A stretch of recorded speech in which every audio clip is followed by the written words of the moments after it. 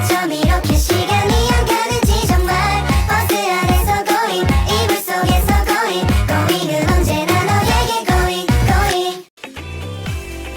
Sebelum masuk ke pembelajaran, perhatikan gambar berikut ini. Di sini terlihat ada 3 orang anak yang sedang berbincang-bincang. Kolam renang terlihat dangkal ya.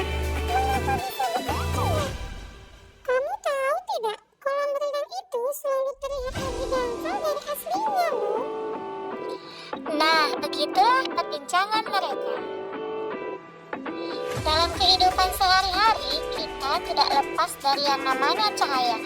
Bahkan, kalian bisa melihat karena adanya cahaya. Kolam renang terlihat lebih dangkal karena ada pengaruh dari sifat cahaya.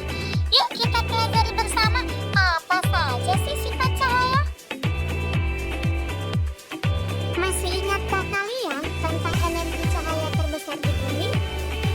Ya, jawabannya adalah matahari. Cahaya matahari merambat dari jarak yang cukup jauh untuk sampai ke bumi.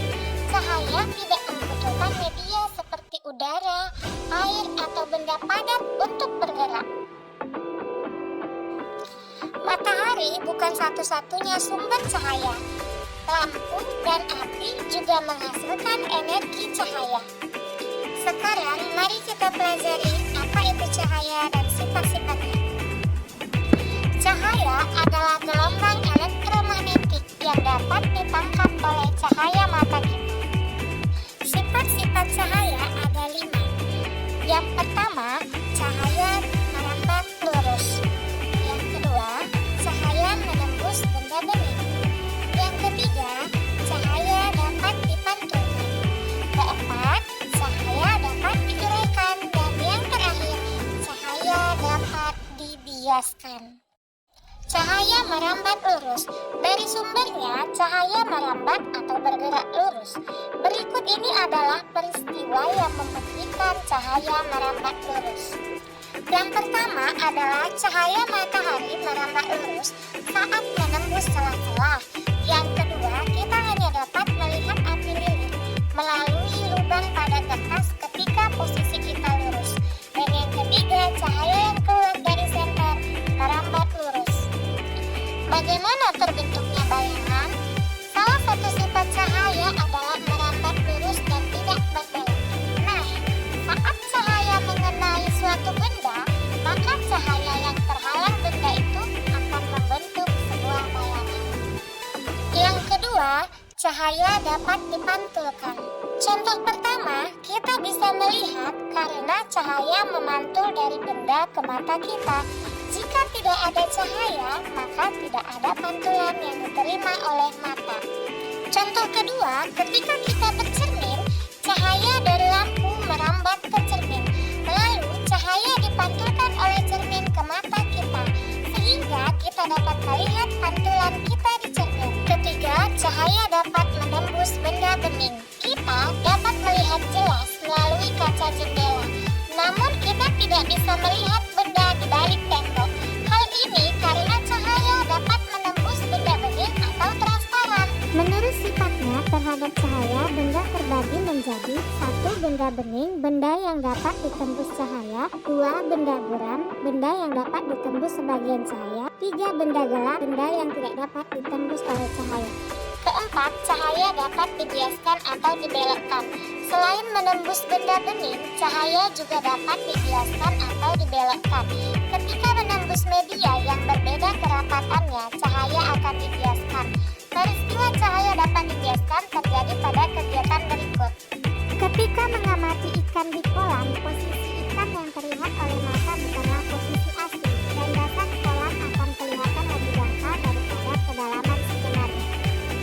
Kelima, cahaya dapat diuraikan. Tahukah kalian bahwa cahaya putih merupakan cahaya gabungan dari berbagai macam warna? Cahaya matahari merupakan contoh cahaya putih. Cahaya dapat diuraikan menjadi warna pelangi menggunakan prisma transparan. Pernahkah kalian melihat pelangi? Pelangi terbentuk karena hujan yang diiringi dengan cahaya matahari.